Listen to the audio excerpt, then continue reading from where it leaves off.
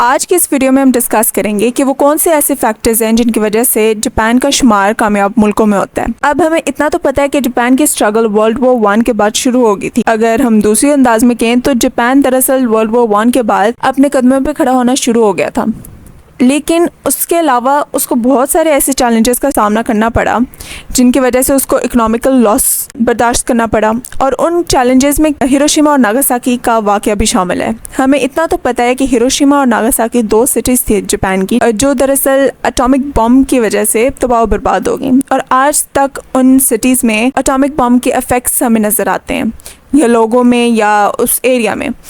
अब उसके अलावा भी दूसरा फैक्टर ये है कि जापान जहाँ पर लोकेटेड है वहाँ समुंदर भी है और वहाँ पर 4 टेक्टोनिक प्लेट्स मौजूद हैं, जिनकी वजह से जापान को अक्सर औकात अर्थक्वेक्स और सुनामीज का शिकार होना पड़ता है। अब रिसेंटली 1 जनवरी 2024 को जापान को एक और अर्थक्वेक का सामना करना पड़ा जिसका मैग्नीट्यूड 7.6 था। उसके अलावा जगह जगह मतलब जापान में 155 छोटे अर्थक्वेक्स महसूस हुए, और उन अर्थक्वेक्स की वजह से सुनामी जैसे नेचुरल डिजास्टर का भी उनको सामना करना पड़ा, और इस सुनामी इतनी थी कि उनको 1 मीटर बड़ी वेव्स देखने को मिली। और इस साल होने वाले अर्थक्वेक अटैक की वजह से 55 लोग मारे गए थे, और ये जो डेथ टोल था ये बहुत कम था एज कम्पेयर टू अगर यही नुकसान किसी और मुल्क में होता तो डेथ टोल बहुत ज़्यादा होना था। लेकिन यहाँ पर जापान की जो प्रिकॉशनरी मेजर्स हैं नेचुरल डिजास्टर्स के ख़िलाफ़ वो इतने अच्छे थे जिनकी वजह से डेथ टोल सिर्फ और सिर्फ 55 था।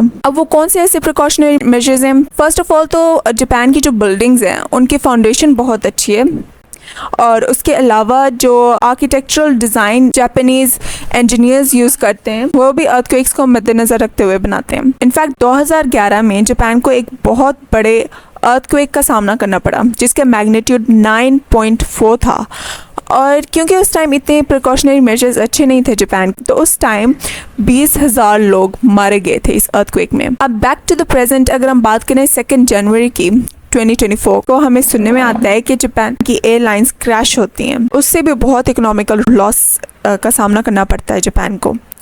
अब इन मुश्किलातों के अलावा भी एक बहुत बड़ा फैक्टर है जिसका सामना जापान को करना पड़ता है, और वो है डिक्रीसिंग पॉपुलेशन। ड्रास्टिकली जापान की जो पॉपुलेशन है वो डिक्रीज होती जा रही है। इन चैलेंजेस के बावजूद जापान कौन सी ऐसी स्ट्रैटेजीज अपनाता है जिसकी वजह से वो दरअसल आज भी कामयाब मुल्कों में शामिल होता है, वो आज हम इस वीडियो में स्टडी करेंगे।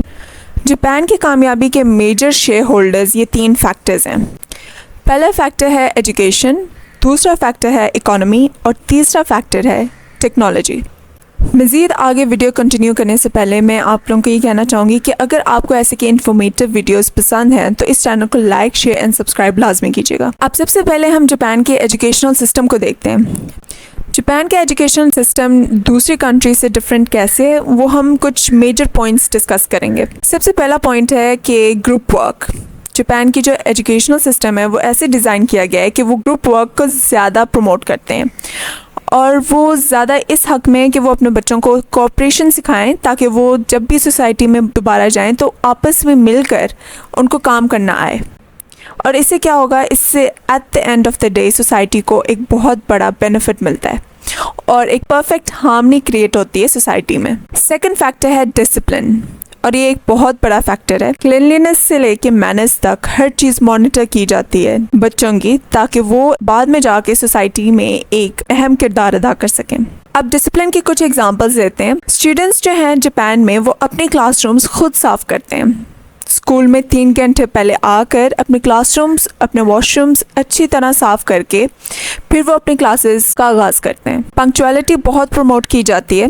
स्टूडेंट्स का क्लास में लेट आना किसी भी एक्सक्यूज़ के तहत एक्सेप्ट नहीं किया जाता। जापान के स्कूल आवर्स भी बहुत एक्सटेंडेड है, यानी सुबह से लेके शाम के 5 या 6 बजे तक उनका स्कूल जारी रहता है। आप सुनकर हैरान होंगे कि जापान का जो लिटरेसी रेट है वो 99% है, यानी पाकिस्तान से डबल और वेस्टर्न कंट्री से भी ज़्यादा। तो आखिर जापान का लिटरेसी रेट इतना ज़्यादा है क्यों?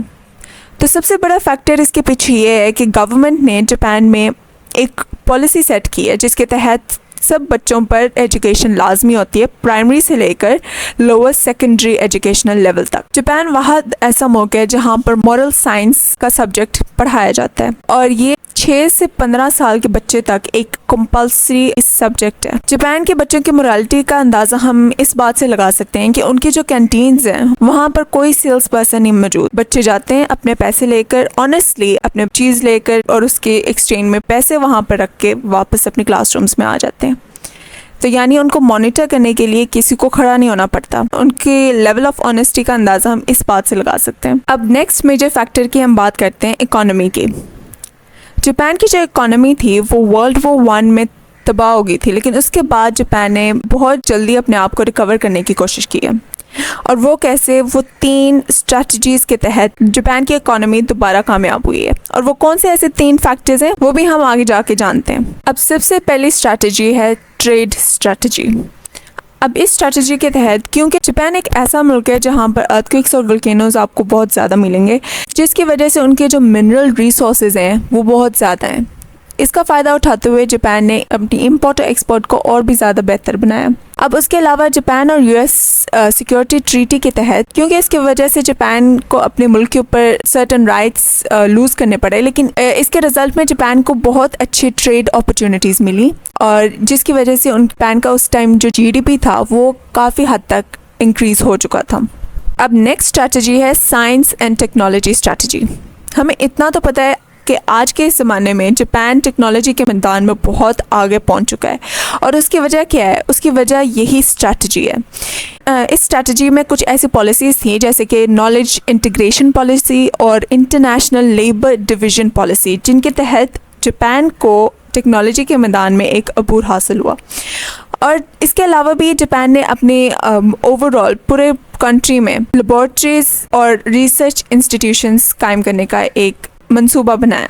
इसके रिजल्ट में जापान का जो जीडीपी था वो एक हैरानकुन हद तक इंक्रीज़ हो गया था। जापान ने लोगों को इंकरेज करने के लिए कुछ इंसेंटिव्स रखे थे साइंटिस्ट के लिए। उनका मसलन उनके लिए टैक्स लोअर कर दिया था। लास्ट स्ट्रैटेजी है क्वांटिटेटिव ईजिंग पॉलिसी। अब इस पॉलिसी के तहत जापान की जो गवर्नमेंट थी वो इजी कंडीशंस पे लोगों को लोन्स देने को तैयार थी, जिसकी वजह से लोग ये जो पैसा था इसके ज़रिए वो अपना कोई बिज़नेस सेटअप कर सकते थे। और at the end of the day इसका फ़ायदा भी इकोनॉमी को ही हुआ, जापान की इकोनॉमी को, और रिजल्टेंटली जापान की जो जीडीपी थी वो इंक्रीज़ होगी। अब नेक्स्ट फैक्टर है टेक्नोलॉजिकल फैक्टर। इसके बारे में तो ज़्यादा बात करने की ज़रूरत ही नहीं है, क्योंकि जब भी हम टिकटॉक खोलते हैं तो हर दूसरी वीडियो हमें गैजेट्स की मिलती है, वो भी ऐसे इतने अमेजिंग और कूल गैजेट्स जिनके ज़रिए हमारी रोज़मर्रा ज़िंदगी बहुत आसान हो जाती है। तो ये सारे गैजेट्स की इन्वेंशन जो है वो जापान में मोस्टली होता है। उसके अलावा जापान का नाम बेसिकली प्ले स्टेशन में काफ़ी मशहूर है। प्ले स्टेशन जापान की इन्वेंशन है एक किस्म की, और ये आज भी दुनिया में एक अच्छी खासी मकबूलियत हासिल करती है। नेक्स्ट है बुलेट ट्रेन। बुलेट ट्रेन का तो हम सब ने सुना होगा, जिसकी स्पीड का अंदाज़ा तो हम लगा ही सकते हैं उसके नाम से। रोबोट्स के मैदान में तो जापान बहुत आगे है। इनफैक्ट जापानीज़ रेस्टोरेंट्स में हमें रोबोट्स सर्व करते हुए मिलेंगे। जापानीज़ कंपनीज जैसे कि कैनन, जिनके कैमरास हाई क्वालिटी के होते हैं और दुनिया भर में उनका नाम मशहूर है, वो शामिल होते हैं इन टेक्नोलॉजिकल फील्ड में। जापानीज़ कंपनीज सोनी के स्मार्ट वॉचेस आज भी पूरी दुनिया में बहुत मशहूर हैं। जापान की टेक्नोलॉजी ही जापान को एक फ्यूचरिस्टिक कंट्री बना देती है, जिसकी वजह से आज भी लोग जापान को एक टेक जायंट के तौर पे देखते हैं। आपको सुन के हैरानगी होगी कि जापानीज़ गवर्नमेंट ने एक ऐसी टेक्नोलॉजी ईजाद की है जिसकी वजह से पैरालाइज्ड जो लोग हैं वो भी अब नौकरी कर सकते हैं। वो अब सोचेंगे कि कैसे। बेसिकली पैरालाइज्ड जो लोग होते हैं वो तो अपने हाथ पाँव इस्तेमाल नहीं कर सकते, लेकिन उनका जो दिमाग है वो तो इस्तेमाल कर सकते हैं। और इसी बात का फ़ायदा उठाते हुए साइंटिस्ट ने ये टेक्नोलॉजी ईजाद की जिसके ज़रिए पैरालाइज्ड लोग अपने दिमाग के ज़रिए रोबोट्स को कंट्रोल कर सकें, जिसकी वजह से पैरालाइज्ड लोगों को भी एक सोर्स ऑफ इनकम मिल जाएगा। जो मुल्क इस हद तक सोचता है तो यकीनन कामयाबी तो उनका मुकद्दर बन जाती है। मैं उम्मीद करती हूँ आज की वीडियो आपको बहुत अच्छी लगी होगी और इस वीडियो के ज़रिए आप जापान मुल्क के बारे में आपको काफ़ी चीज़ें मालूम हुई होंगी। अगर आपको ये वीडियो पसंद आई है तो इस चैनल को लाइक, शेयर एंड सब्सक्राइब लाजमी कीजिएगा, अगर ऐसे की मज़ीद इन्फॉर्मेटिव और इंटरेस्टिंग वीडियोज़ देखनी है तो।